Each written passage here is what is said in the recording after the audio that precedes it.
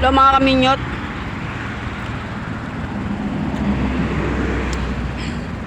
Nandito po ako ngayon sa service road ng expressway. Nakikita niyo po, yan po yung expressway. Ito pong daan to, shortcut po to. Nangyari kasi, nabot ako ng antok eh. Kaya nag-stop over ako at medyo natanggal ko muna yung antok ko sa sarili ko bago mag-proceed sa pagtakbo papuntang trabaho. So dito po, dahil sa ito na nagiging shortcut ngayon itong daan na to. Dahil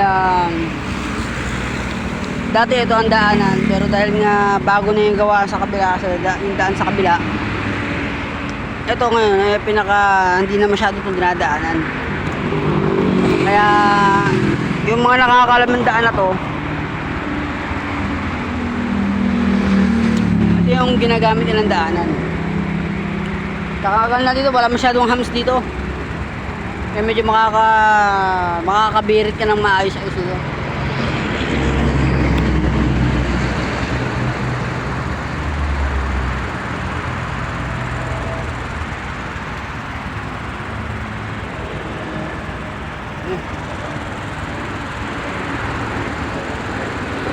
Yun, aeroplano.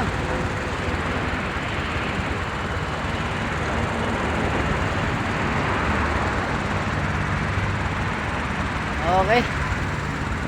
Medyo nakakawala na ng antok mga kaminyot.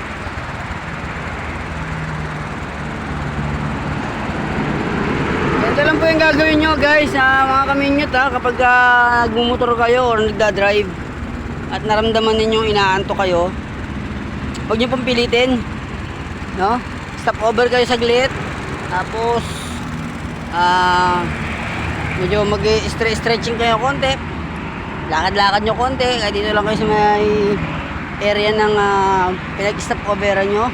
Pero make sure naman po yung pag-stop overan ninyo safety naman po yung sasakyan ninyo, na hindi naman po kayo mahahagip ng ibang dumadaan or nakakaabala sa mga establishment po na paghihintuan ninyo.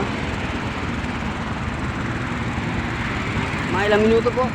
Pagka po sa tingin ninyo po napakiramdaman nyo sarili nyo na okay na po at kondisyon na uli kayo, tsaka po kayo mag-proceed sa pagtakbo. Tapos ganyan din po, lagi ko pinapalala po, sobrang init ngayon.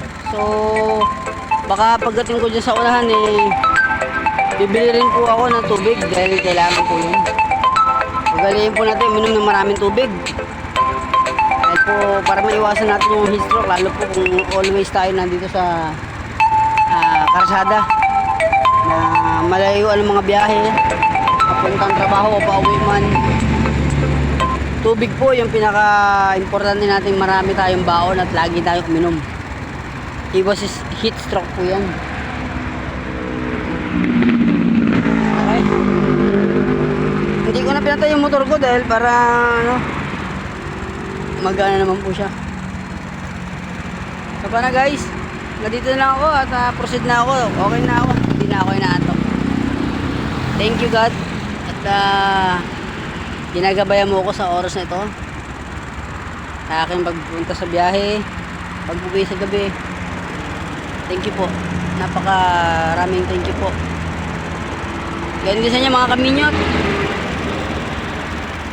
supportahan nyo lang po ako mga kaminyot. Bye bye.